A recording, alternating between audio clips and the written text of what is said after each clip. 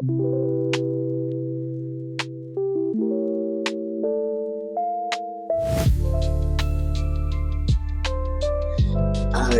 so where do I begin? First of all, my name is Nathan Garcia. I am an aspiring future diplomat.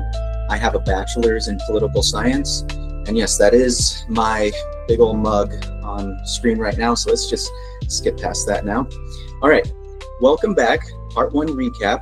Today, we're continuing our journey through U.S. domestic policies by building on what we've already studied. The New Deal and the Fair Deal / the Civil Rights era. And then we're going to move forward into the later chapters of American political history. But first, let's do a quick recap of what we already discussed, I think 2 weeks ago, right? So, the New Deal under Franklin Roosevelt in the 1930s was America's first large-scale experiment with government-driven economic reform. In response to the Great Depression, FDR expanded federal power with programs like Social Security, public works projects, financial regulations, et cetera, et cetera. The takeaway was that the federal government became a central player in stabilizing the economy and providing a social safety net. Any questions about that first? Cool. Then came the Fair Deal and the Civil Rights era. Led by President Harry Truman, it extended into the 50s and 60s. Truman sought to expand what was already the New Deal with universal health care, housing programs, and civil rights protections. While not all of his proposals succeeded, this period marked a turning point. The federal government was no longer just about economic recovery, but also about addressing social inequality. This era set the stage for the civil rights movement and the Great Society, which would follow, sorry, just got a little off track. Yeah, it set the stage for the civil rights movement and the Great Society. So the main takeaway is if the New Deal was about government intervention in the economy, the Fair Deal and Civil Rights era was about expanding that role into social and civil rights issues. And so now today we're going to look at how these themes carried forward into the later decades as that pendulum of government policy swung back and forth between expansion and retrenchment. From the Great Society of the 1960s to the Reagan era, which we'll discuss, and into the Clinton years of the 1990s. And we'll see how far we get. There is a lot of content to cover, and I also want to leave space to just have some discussion as well. So if we don't get to all the content I have, that's totally cool too. And again, guys, this is a study session, so please feel free to interrupt me. I am by no means an authority on all the subjects, but the main idea is today we're learning some more about U.S. history, things that could possibly be on those tests, just so that we can be well informed on this era. Are we good? Cool.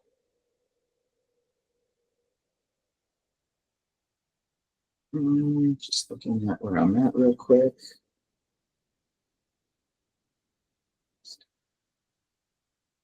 Right. So, last week, we finished our session at the Civil Rights Act of 1964, which bans segregation in public places and prohibits discrimination in employment based on race, color, religion, sex, national origin. And we also had a question, which president signed the Civil Rights Act into law? Anybody want to answer that?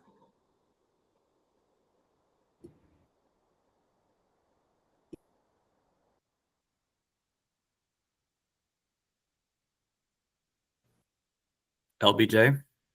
Exactly. It was LBJ. It was right after Kennedy's assassination. So Lyndon B. Johnson is now president. He signs the Civil Rights Act into law, and he has these new ideas.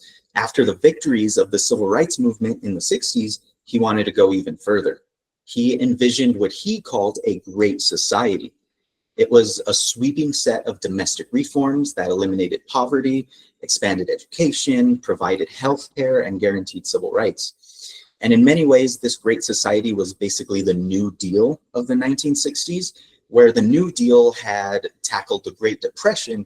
Now the Great Society was about tackling inequality and poverty.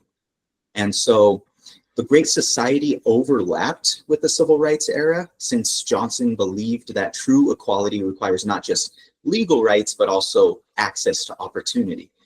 But don't get confused, because the civil rights movement and the Great Society do overlap, but they're not exactly the same thing.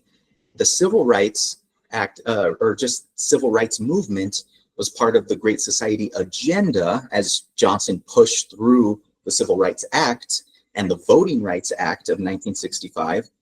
But the Civil Rights Movement itself was bigger than Johnson's policies. It included activism, court battles, cultural shifts. So I guess an easy way to look at it is the Civil Rights era was broad social political movement, whereas Great Society was LBJ's set of domestic government programs. Does that make sense? It does. We have a question. Let's see, Yes. a hand raised. I want to make sure I'm saying your name correctly. Is it Zaid? And you can just come off mute if you like.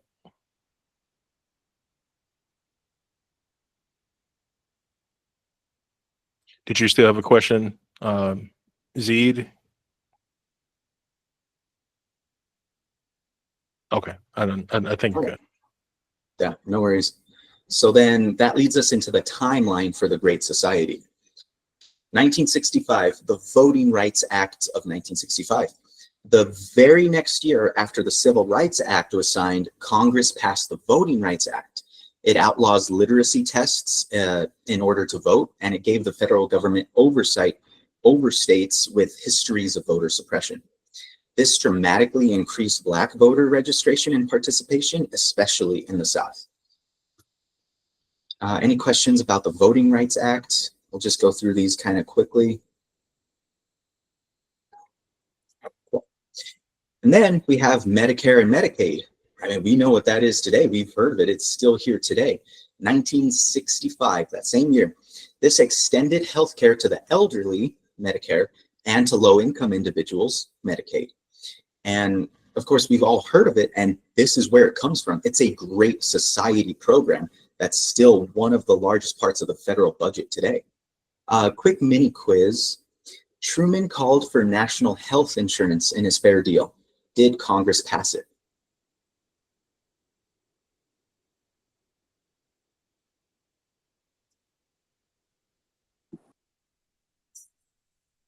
I'm going to say no, false. Sorry to cut you off. I was just looking at the chat, but yes, false. We don't have universal health care today, but just this was something that Truman was posing all the way back in the Fair Deal. And so now Lyndon B. Johnson is still trying to push forward. It's not as dramatic as Truman was suggesting as far as the national health insurance, but Medicare and Medicaid are still today, and that comes from this era. Cool. Then still in 1965, Elementary and Secondary Education Act. This provided major federal funding to public schools, particularly in low-income districts. The Immigration and Nationality Act. This abolished national origin quotas from the 1920s, which allowed U.S. immigration from Asia, Africa, and Latin America. Then we got in 1967, the Public Broadcasting Act. This created the Corporation for Public Broadcasting, which led to PBS and NPR, expanding access to culture, news, and education.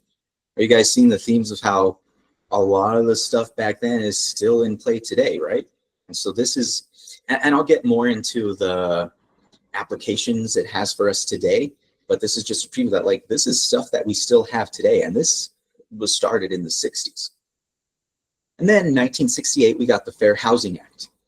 Congress passes it, banning housing discrimination. However, this came after the assassination of Martin Luther King Jr. and his assassination, but it stands as the capstone of the civil rights era, securing rights in education, employment, voting, and housing. Any questions about this timeline I got here?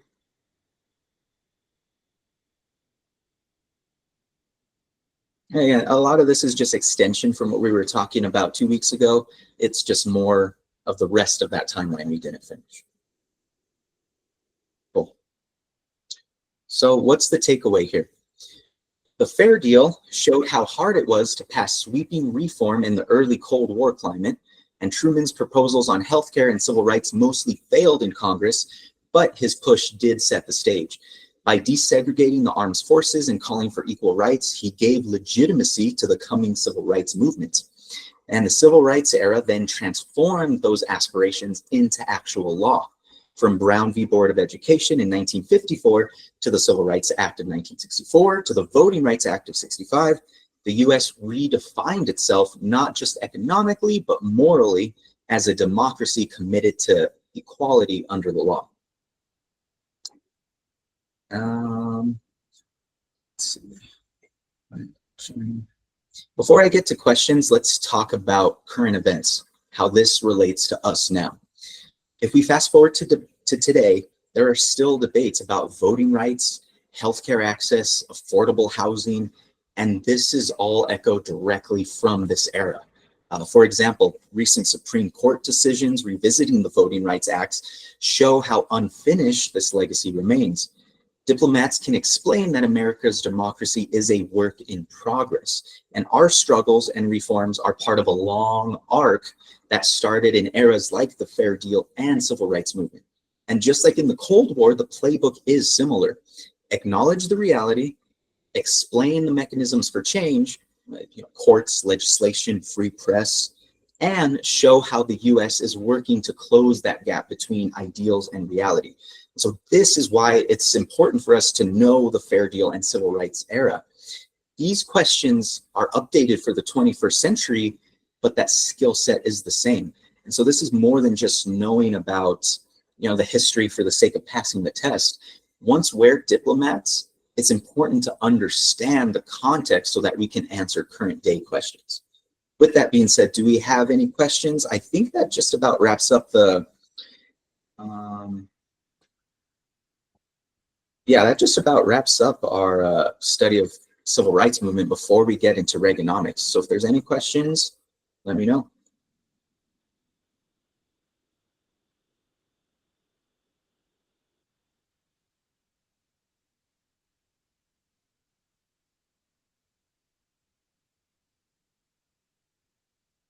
All right. And finally, I just have a diplomatic connection, just like I sort of touched on.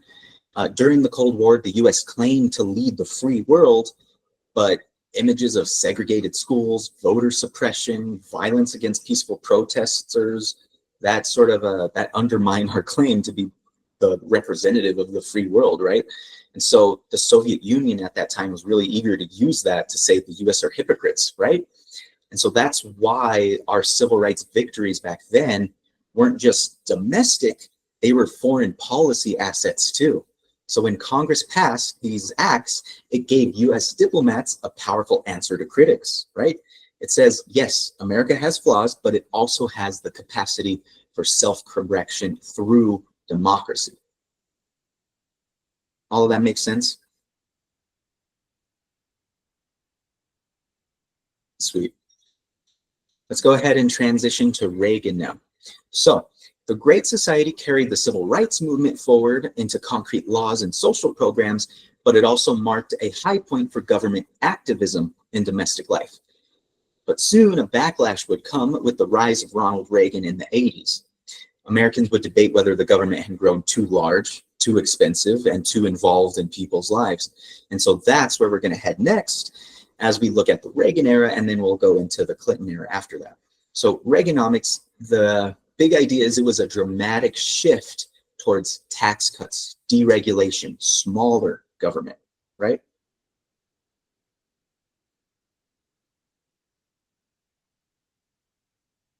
Cool. So let's give some context, right?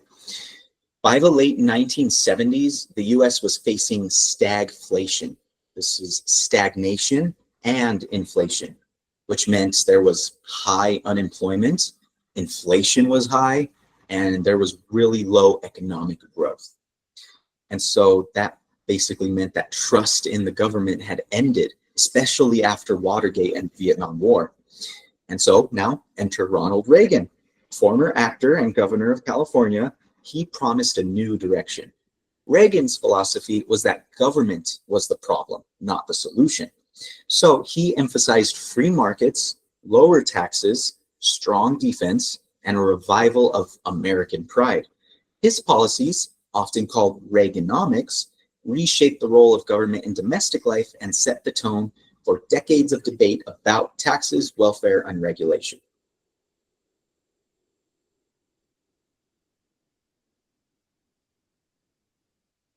All right, you guys ready to get in the timeline for the Reagan era?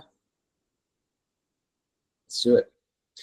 1981, we got the Economic Recovery Tax Act. When Reagan entered office in 1981, his first major push was the Economic Recovery Tax Act. This law slashed income taxes across the board, with the biggest cuts for the highest earners. The idea was that by letting people and businesses keep more of their money, then they would invest and spend and create more jobs. Supporters called it supply-side economics. Critics, however, dubbed it, does anyone know the answer? What did people call this style of economics?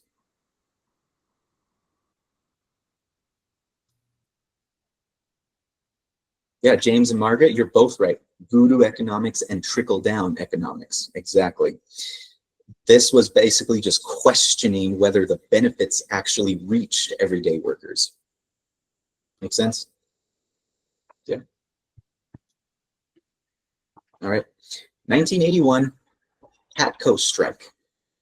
Later that same year, Reagan faced a showdown with the Air Traffic Controllers Union, Patco. When they went on a strike demanding better working conditions, Reagan declared that the strike was illegal, and he fired over 11,000 federal employees who refused to return to work. This decision shocked the labor movement and signaled a major shift. Unions were about to face a much tougher climate in the decades to follow. So did the Patco strike, it was as a result of the Economic Recovery Tax Act? Not directly. The Patco strike was just more about air traffic controllers who wanted better working conditions in general. It wasn't necessarily a response to Reaganomics. Thank you. Good question. Yes.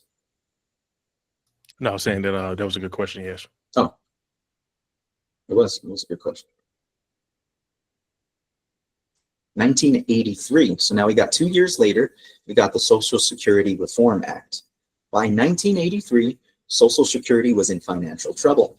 Rather than let it collapse, Reagan worked with Democrats to pass the Social Security Reform Act. This raised payroll taxes and gradually increased the retirement age, ensuring that the program would survive. So despite Reagan's small government philosophy, he did show that he was willing to preserve popular programs. Does that make sense? Sweet. Now let's talk about the tax reform act. Do you think that the Reagan, like, that was part of his whole strategy for the approach to economic, or was it because of the economic conditions that you mentioned earlier with the high unemployment and high inflation, or a little bit of both?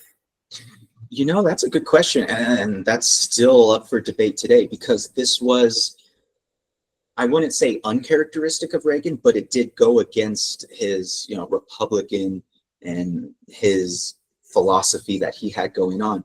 So Right. Him actually protecting the Social Security Act was his way of sort of coming a little bit back more towards the middle to work with Democrats. Okay. Interesting. Mhm. Thank you. That was a good question. Thank you. Next came another huge tax change, the Tax Reform Act of 1986. Unlike the earlier tax cuts, this law simplified the tax code. This lowered overall rates, but it also closed many loopholes and deductions. It was one of Reagan's biggest bipartisan achievements, but it was also one of his most complicated. So again, this is Reagan being more bipartisan, reaching out, because earlier we have the Economic Recovery Act, right? And that gave a lot of tax cuts, especially to, higher economic status individuals. But now we have the Tax Reform Act. And so this is him kind of coming back a little bit towards the middle, saying, let's simplify the tax code And it was still one of the most complicated ones, but it was him at least trying to make more people happy. You get what I mean?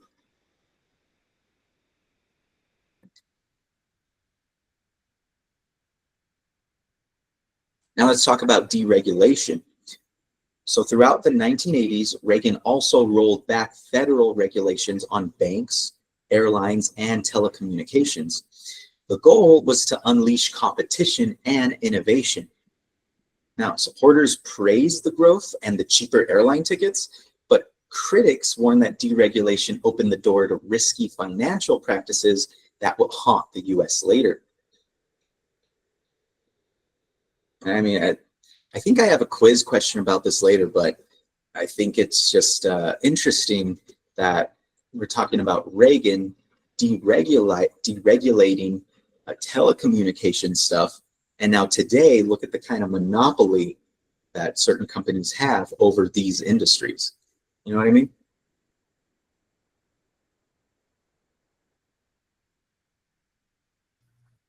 (1983 to 1988). Meanwhile, Reagan spent heavily on defense. He was determined to confront the Soviet Union.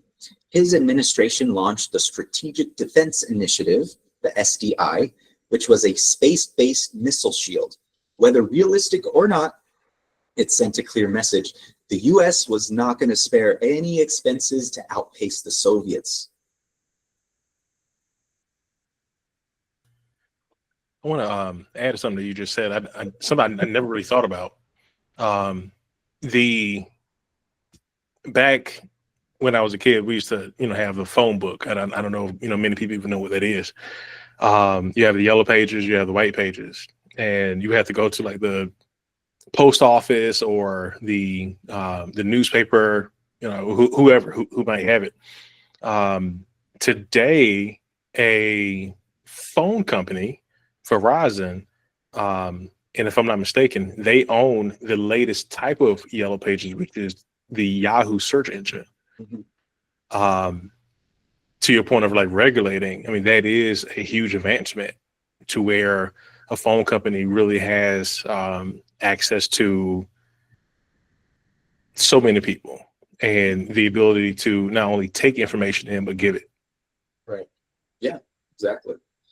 And I think, not to say anything about your age or anything like that, but I'm saying I was born in 99.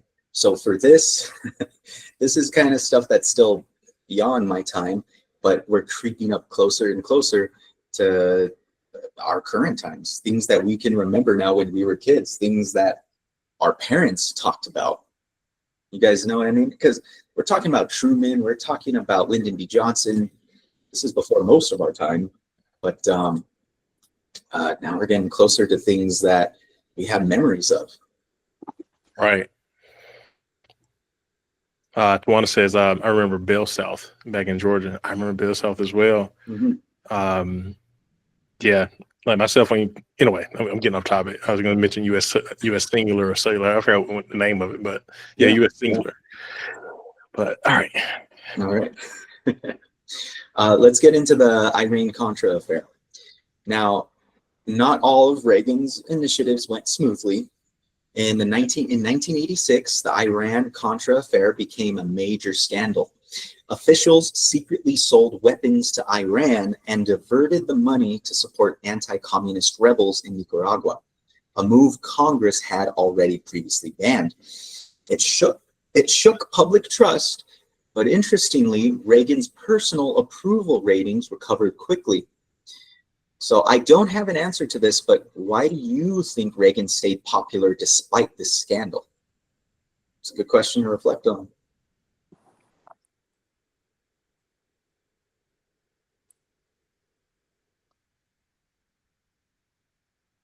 A lot of people, I think, were very forgiving of Reagan because he was this kind grandfatherly figure. And moreover, even if you thought he was a rogue who was a lunatic, Lieutenant Colonel North was quite charismatic, as I recall. That's why he made an impression on people, even those who despised him politically. Definitely. And I think that just speaks so much, not to just this time, but our times, and even back then, how influential being charismatic having a strong platform is to pass these certain laws to get through certain scandals. And of course, we'll get into Clinton, and there's still scandals to come. And it's just, yeah, I don't have any other further notes about that, but that is a good point. Thanks for bringing that up. And then, of course, 1987, we got Mr. Gorbachev, tear down this wall. 1987, Reagan gave one of his most famous speeches in Berlin. Later, the Berlin Wall actually did fall, but not long after that, the Soviet Union also collapsed. And for many Americans, Reagan came to symbolize that final push that ended the Cold War. Actually, there's a quiz question for that. Never mind. Before you Yes. pop over from 87, random fact from 87, the cost of a gallon of gas in 1987 was 93 cents. The world population was 5 billion. A dozen of eggs was 79 cents. And a brand new house was 127,000. And the average income in America was $26,000. Yeah. That's interesting. That also gives context into the fact that going into Reagan era, we were going through stagflation. And it just makes me think about where we are nowadays, right? It's for me, I'm in Colorado right now, and gas is usually around like $3 a gallon for me personally. And it's interesting. Yeah.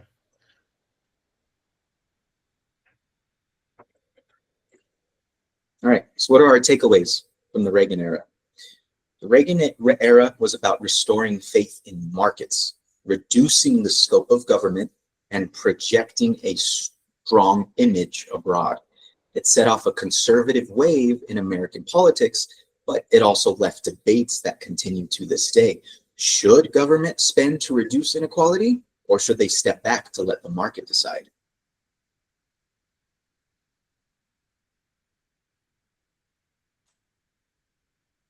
All right, so we just talked a bit about, and again, I've talked to Travis about this, about how there's so much content that we could go over into these eras that is more than the time we have, that you can literally just take whole classes about this. And so when we're talking about our takeaways, it's important to remember everything in context, right? The history of where they were now and how it affects us today, especially us today who are trying to become diplomats, right? So Reagan's legacy lives on in debates over tax cuts, deregulation, and the size of the government. And so many modern Republicans still invoke Reagan's ideas, while critics point out rising inequality and deficits that began in the 80s. And so, I mean, just think about today's debates over student debt relief, healthcare reform, tax policies. The same basic questions that Reagan raised are still with us today, right?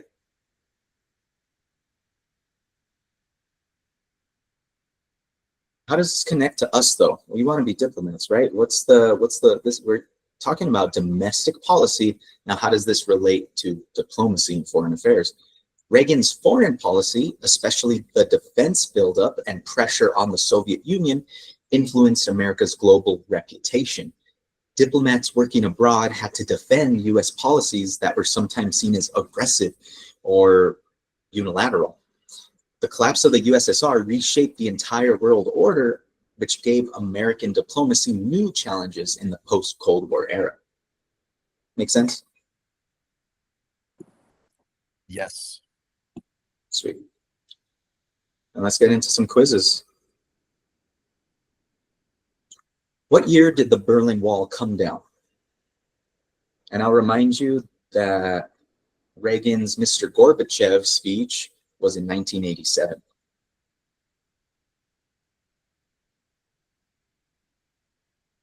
All right, we have some answers in the chat. We have B, 1989, 1989, Okay, this seems like we are at a consensus. B, page, 1989. Exactly. And it's really interesting when you think about it being 89, the capstone of the 80s, right? And so after this, we're going into the 90s. And if we think about the American mental attitude of the time, this was a new beginning. And like I said earlier, this kind of cemented Reagan's image. And whether you agree or disagree, it cemented his image, whatever it was, into Americans' minds, especially because of this. Next quiz. True or false? Reagan allowed the PATCO workers to return after a short suspension.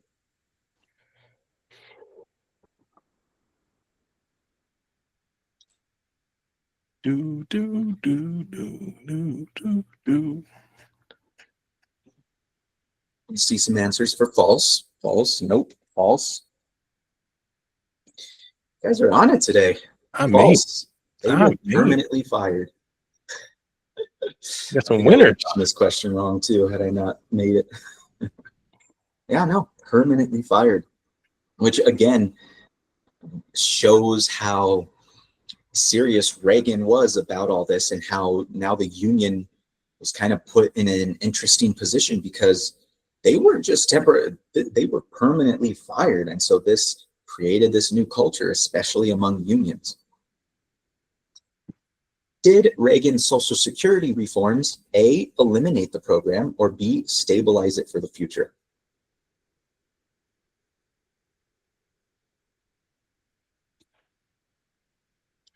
We have some. Oh, we're slightly split. This one is a little split. I love it. Okay, I love okay. Let's see. Eliminate or stabilize?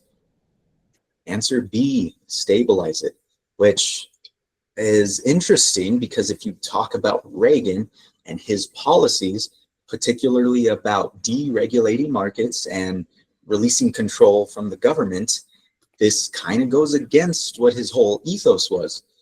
But this was part of him strategically being more bipartisan and giving way to programs that were especially popular, such as Social Security. Great job, guys. You know, Nathan, can I make one comment quickly? Yes, please. It seems to me that, and like you say, any of these things could be a small book into itself, but we have to remember that presidents are always looking at things to borrow from their predecessors. And since Reagan was growing up during the Depression, he would have observed those things that worked in Franklin Roosevelt, even again if he was actually a Democrat as a young man too. So I just find it's just not that surprising, I think, if you think about all the considerations he had to go with. He was also fighting against huge Democratic majorities in, I think, the House definitely, and probably the Senate too. So he had to be realistic about that. Yeah, no, you're totally right. And I mean, if we talk about popularity of presidents, I mean, FDR is still commonly at the top lists of best presidents of all time. And I mean, it's hard to disagree, considering all the stuff that happened in that era. And so I think you're right. Just as we're reflecting on the past, the people at that time were also reflecting on their past to make their time work for them. So I think that's a great point. We have another question in Yes. the chat from Jose. Can you say again how he stabilized it? Was it putting more federal funds into the program? Right. So in 1983, the Social Security was actually in some financial trouble. And so instead of letting it collapse, he worked with Democrats to pass the Social Security Reform Act, which raised payroll taxes and gradually increased the retirement age, which, I mean, we can still see today. People talk about how, because I think back when it started, the retirement age for Social Security was something like 50 or 55, right? It's pretty low compared to today, right? What was it? Was it 55? I don't know, but the point is he extended that retirement age, raising it. Yeah. And so that, along with raising payroll taxes, allowed the Social Security Act to survive. I think the retirement age right now is 62. Is it 62? Mm-hmm. Yeah. Oh, I see, Margaret. Thanks for posting this. By balancing revenues and expenditures. Oh, it raised the Social Security retirement age from 65 to 67. phased in between 2000 and 2022. Yeah, that's great. Awesome. I think we have some more quiz questions. Yes.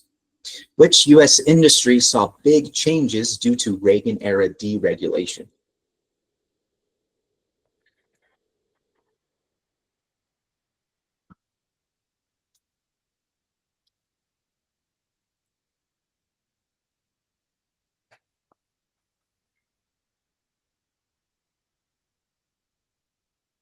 Someone says financial.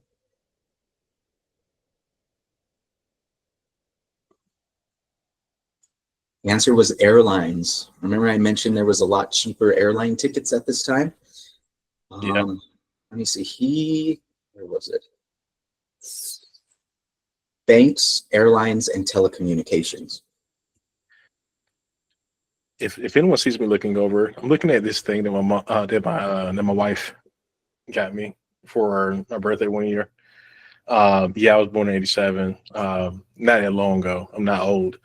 But it's some incredible, facts up here.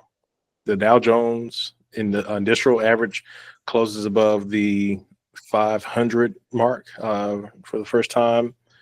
Again, the U.S. President Ronald Reagan challenged the Soviet Premier Mikhail Gorbachev to tear down the Berlin Wall. The NBA champs was the Lakers. Best film was Platoon. New music was La Bamba by Los Lobos. Little random facts here. Yeah. But the thing is, though, is they're not necessarily random, because I think we know those songs, we know those movies. And so to tie that into like, oh yeah, we're talking about Reagan, we're talking about these people, all these things are tied. I think so often we picture things in an anachronistic way, just meaning that it's like, oh yeah, I know this part of the culture, but you don't connect the dots that all of this was happening at the same time in history. You know what I mean? Like there's that one quote where Cleopatra was closer to the building of the pyramids than she was to us today, or something like that. I don't know if you guys know what I'm talking about, but I think even just those little tidbits are a window,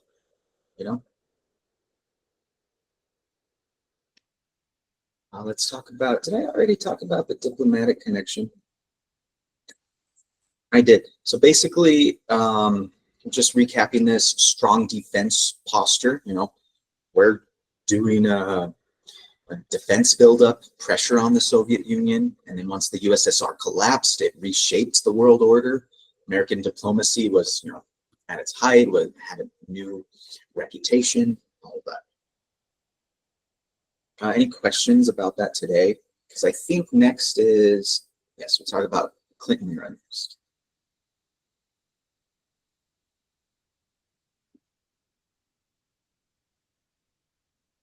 Anything else? And just looking at the time, we'll get into the Clinton era, but we won't have time to finish it. So I'll leave some space just to kind of conclude, but we'll probably stop halfway in the Clinton timeline. I think we have time. We're set to finish at 8:15, so 15 minutes past the hour.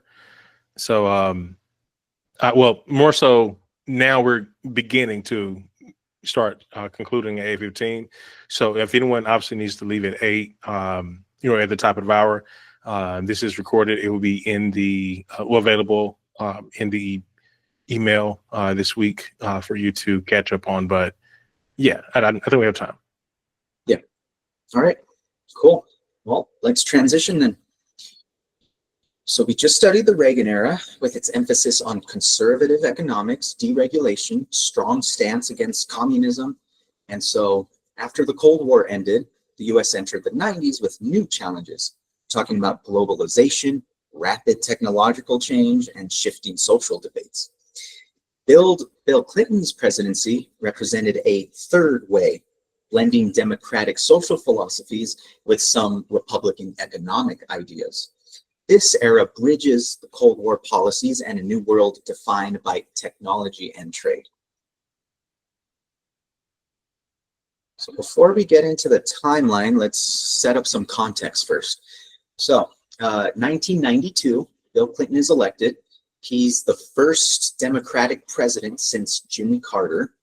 He positioned himself as a centrist, appealing to moderates with promises of fiscal responsibility, while also maintaining a commitment to social issues like healthcare, education, diversity. And the 90s saw, of course, the rise of the internet, expanding globalization, and debates over America's role as the lone superpower. At home, Clinton faced both major legislative achievements and political controversies. Any questions on just that context, the setup before we get into the timeline?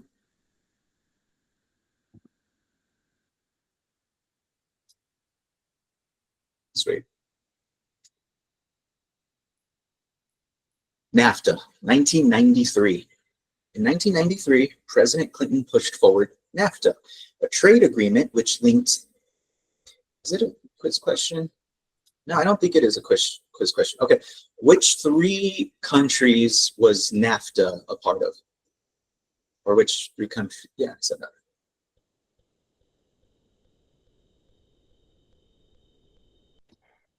Have some responses in the chat. We have Kadeen saying US, Mexico, Canada. Tuan is saying, I was going so fast now.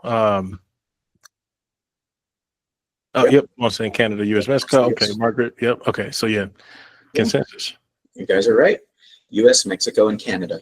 Supporters of NAFTA at the time argued that it would expand markets and make North America more globally competitive, but critics warned that it would cost American jobs as companies moved production to Mexico for cheaper labor. You know, and all of that, right? This was one of the first times globalization became a household debate in American politics. 1993, don't ask, don't tell. Clinton introduced this policy for the US military. It allowed gay and lesbian individuals to serve if they kept their sexual orientation private, while the military agreed not to investigate it. Don't ask, don't tell, right? Now, at the time, even at the time, it was seen as a compromise, but over the years, it continued to become criticized until its repeal in 2011.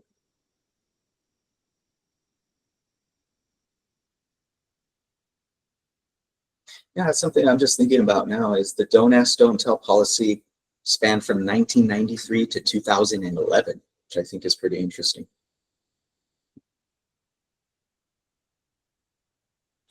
(1994), the crime bill. Clinton signed the largest crime bill in US history. It funded 100,000 new police officers, built new prisons, introduced the 3 strikes law for repeat offenders, and while it was popular at the time, it's since faced a lot of criticism for mass incarceration, especially in minorities, right? And this law shows how policies can look very different when judged years later. Excuse me, were you talking about the crime bill or something else? I'm sorry. The crime bill. Yeah, well, can you repeat that again? I think I lost you for a sec. Yeah, no worries. So this was the largest crime-related bill in US history, which funded 100,000 new police officers. It built new prisons. It introduced the 3 strikes law for repeat offenders. And yeah, that's what the crime bill did. But now if we look at American views of it, at the time, it was seen as, this was a great policy. This is awesome. But now today, a lot of people are saying, because of that, there's just mass incarceration, which is a problem, and especially of people of color, of minorities, too. Does that make sense? Does that answer the question? It did, thank you. Sweet. And also in 1994, the midterm elections were a turning point. Republicans, led by Newt Gingrich, took control of both houses of Congress for the first time in 40 years.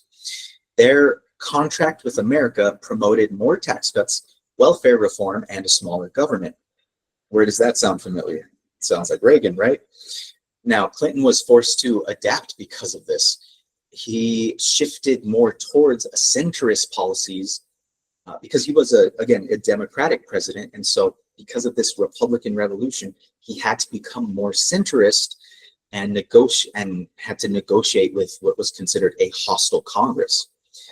So if a lot of the conversations we have today about bipartisanism can come back to this, it reshaped partisan politics for decades to come.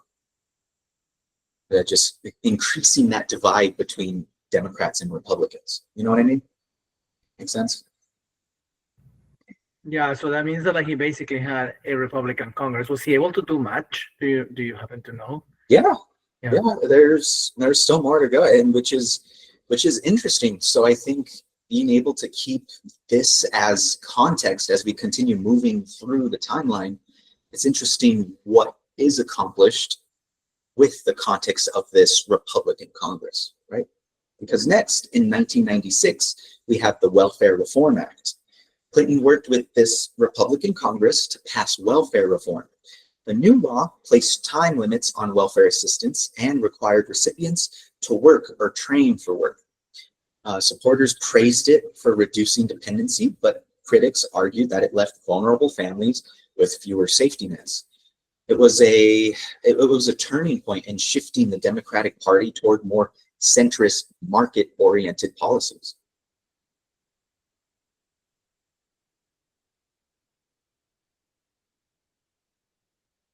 In the same year, Clinton signed the Telecommunications Act of 1996. This was the first major update of communications law in 60 years. It aimed to encourage competition, but instead it led to rapid consolidation of media companies. You know, I think of a particular mouse when I say that, right? This law shaped how Americans consume news, entertainment, and eventually even the internet, concentrating power in a few large corporations.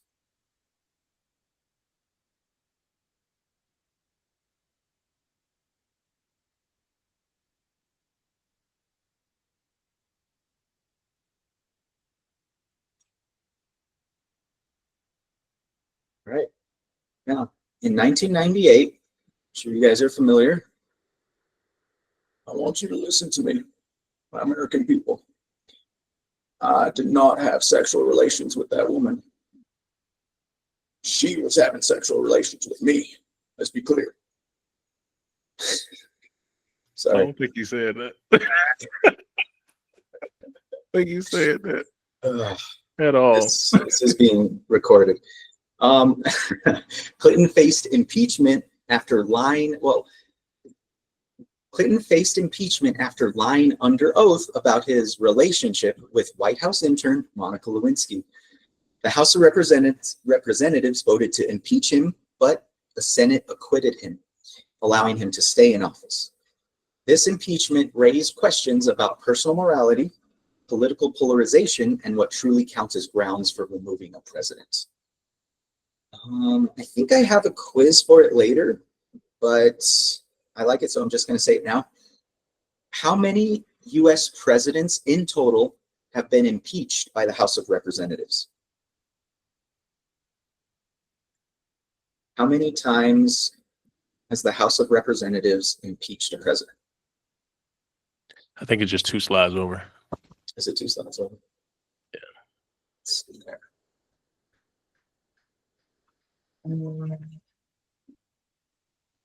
Or is it? I don't want to give away anything else. Ooh, interesting answers in the chat. 2, twice, 3, 2. So this is kind of a trick question because the answer is sort of 4. Andrew Johnson, Bill Clinton, and Donald Trump twice. So the answer is 4 times from 3 presidents.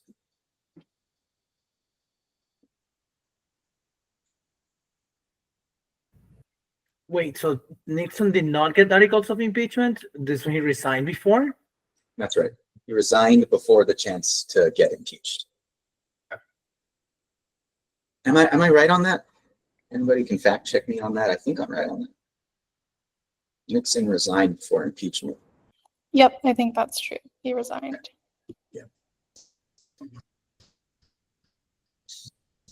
Let us continue. Where were we? Impeachment. Now, by the time Clinton left office in 2001, the U.S. economy was experiencing its longest peacetime expansion in history. Unemployment and inflation were low, wages were rising, and the federal government posted a budget surplus for the first time in decades.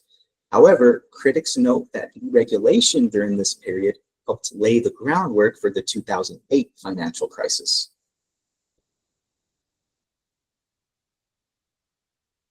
So this is interesting, right? I think my next slide is about takeaway, but if we just look at this timeline as a whole, it is pretty interesting just to see how and when things progressed, with it ending with a budget surplus and an economic boom.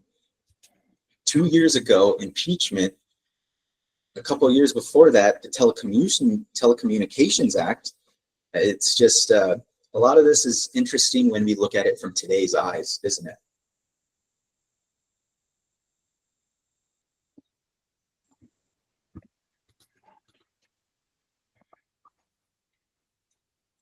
So, Clinton's presidency highlighted both the promise of Clinton's presidency highlighted both the pitfalls and the promises of globalization and compromise politics.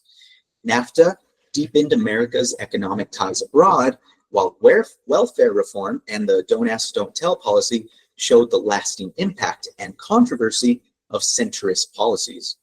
In '94, Republican Revolution ushered in modern partisan gridlock, and Clinton's impeachment proved that personal scandal can weaken presidential credibility both at home and abroad. Yet, Clinton also left office with a booming economy and a budget surplus, reinforcing confidence in free markets and global trade. At the same time, deregulation and media consolidation planted seeds for future challenges. The lesson for us diplomats today is America's domestic choices, the economic, political, personal, inevitably shape how the world views U.S. democracy and its leadership, right? So, linking it to current events today, Clinton's policies aren't just history, they still shape the debates that we are facing in modern times. Take the trade, for example. The NAFTA agreement, which Clinton signed in '93, reappeared in headlines when it was renegotiated as the USMCA under Trump. The questions it raised about free trade versus protecting American jobs are still very much alive, and the '94 crime bill is another example of that. While it was originally seen as being tough on crime and all of this, many of its provisions have since been criticized for fueling mass incarceration, especially in minority communities. And the debate continues to shape criminal justice reform efforts in Congress and state legislatures today. And of course, we got the media landscape, which we take for granted, traces itself back to Clinton's 1996 Telecommunications Act, which accelerated media consolidation. Which who could predict that, right? 1996? Who remembers what the internet was like in 1996, right? Where was I? So yeah, just the way that we consume news, entertainment, and of course, digital content carries those fingerprints from '96. And of course, Clinton's impeachment reminds us that questions of presidential accountability never fully go away. Of course, it's really obvious to just make that tie to current days. The impeachment proceedings of Donald Trump have sparked those same debates about law, power, and responsibility at those high levels of government, right? And I believe we have time for the quiz, but real quick, before I get to that, let's again tie it back into us, right? We're studying for the Foreign Service. We're going to be diplomats. So what does that mean for us? Clinton's presidency wasn't just about the domestic policy. It also marked a shift in America's role on the world stage after the Cold War. For the first time in decades, the US wasn't locked in a global standoff with the Soviet Union, but instead Clinton emphasized globalization and more trade, right? And those were tools of diplomacy. And so agreements like NAFTA weren't just domestic policies, they were also foreign policy tools that deepened North America's economic interdependence, and it set the stage for later global trade debates. Clinton's approach to international crises also reflected this new world order. I didn't talk about it previously, but US involvement in Bosnia and Kosovo showcased a model for a more humanitarian intervention, right? Like NATO-led peacekeeping. At the same time, difficult missions in Somalia highlighted the risks of such efforts. These cases tested how the US would use its power in a world where ideological conflict was now replaced by ethnic, regional, and humanitarian crises. What's important here is how domestic and foreign policy became increasingly interconnected. Economic policy at home, such as free trade agreements, influenced America's relationship abroad. Meanwhile, foreign interventions raised debates about how at home the US should limit responsibility. So I guess in short, Clinton's presidency helped to blur that line between domestic priorities and diplomatic strategy. Does all that make sense? Sweet. We are at like 6:09. We can do some quizzes. Quiz number 1. Which US president originally began negotiating NAFTA before Clinton signed it into law? In the chat, we have Matthew says George H.W. Bush. George W. Mm-hmm.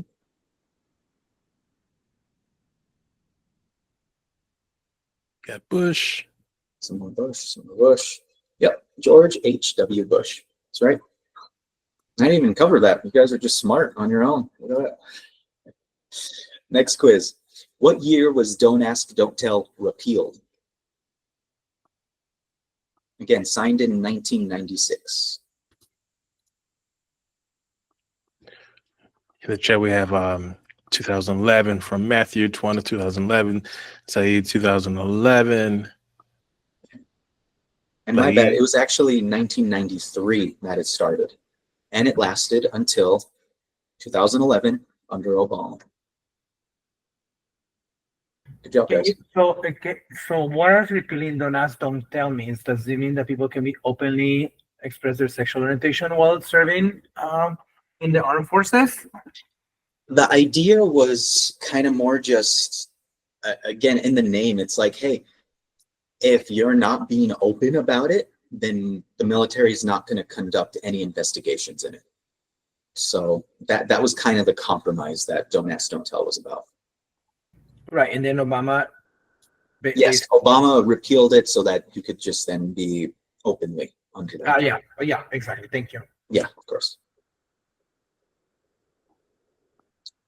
What controversial feature of the 1994 crime bill required a life sentence after 3 serious convictions?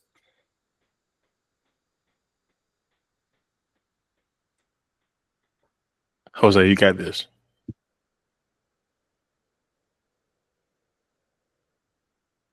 So some answers in the chat.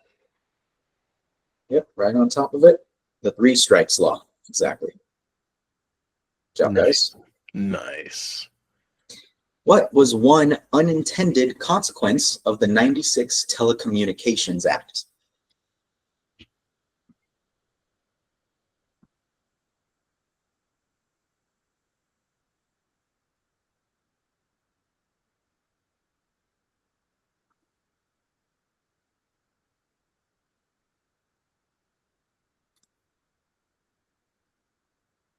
All right. Oh, Same chat. we have granting of monopolies to big conglomerates like the mouse. Monopolies. Media consolidation, fewer companies controlling more outlets, which, yes, is monopolies. Awesome. Now, what's the mouse? Mickey Mouse. Disney. Oh, because they are, yeah. Because yeah. they own a bunch of stuff now, like what, They do, they ABC do. and Yeah, I mean, it's we won't we won't get on a tangent on it, but yes, monopolies. okay, Disney, Hulu, yeah. This one we talked about earlier. How many times have U.S. presidents been impeached? Yep. 4. Johnson, Clinton, and Trump. Twice. All right. What unusual fiscal achievement did the U.S. government post during Clinton's final years in office?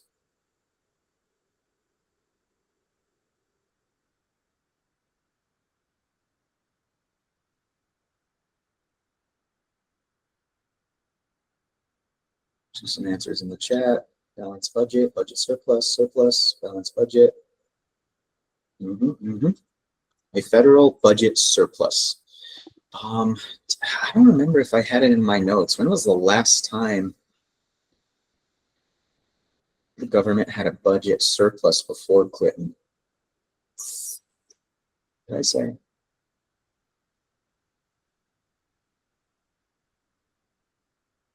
I don't. I think I just said it was decades since the last time there was a budget surplus.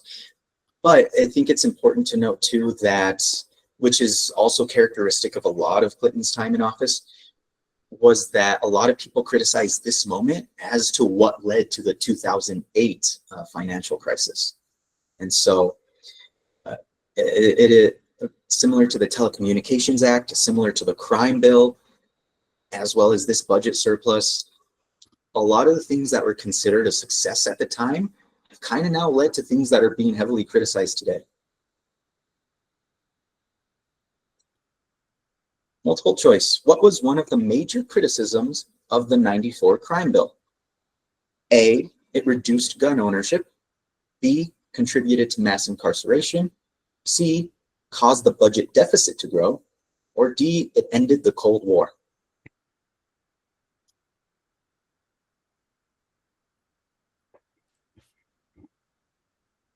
See some answers. See B. B, mass incarceration. And again, especially of minorities and people of color. Did I cover diplomatic connection to us already? I think I did, right? Yeah, you did. Yeah, because I talked about Bosnia and Kosovo, problems in Somalia. All right. Well, and that's look at us go, guys. So some closing notes. You have something from Jade, it looks like in a note in the chat. It says, yeah, according to the Clinton administration, they said it was the largest surplus since 1948. Since 1948, since after World War II. That gives some context as to what was going on. It's very interesting to just reflect on everything in that sort of big picture. With that being said, so I guess just to wrap everything up, we began with the New Deal, right? It showed how democracy could respond to economic collapse, that economic collapse being the Great Depression. It responded to economic collapse through massive government action. It proved that democratic institutions could adapt, creating jobs, stabilizing banks, and laying the foundation for long-term reforms like Social Security. Then came the Fair Deal and the Civil Rights era. This was where Truman tried to expand that vision of security and fairness. While the civil rights movement forced America to confront its deepest contradictions, by the mid-60s, the U.S. had not only strengthened its economic foundation, but it also redefined democracy itself through the Civil Rights Act and the Voting Rights Act. Then talking about the Great Society, under Lyndon Johnson, it built on those achievements, aiming to eliminate poverty, expand opportunity through things like Medicare and Medicaid, education reform, civil rights protections, but it also taught us an important lesson that even ambitious domestic programs can lose credibility when overshadowed by foreign conflicts, such as the Vietnam War. In the 80s, we saw a sharp turn with Reaganomics. Instead of expanding the government, Reagan emphasized tax cuts, deregulation, free markets, smaller government. His policies reflected growing skepticism about the government's role, reshaping the political and economic debate for decades to come. And it's one that still influences arguments and debates today, about taxes, about debt, about federal spending. And of course, Clinton era. This blended elements of both traditions. Clinton embraced globalization and free trade through NAFTA, but he also pushed for fiscal discipline with a balanced budget and reshaped welfare policy. His presidency showed how domestic economic policy was now inseparable from America's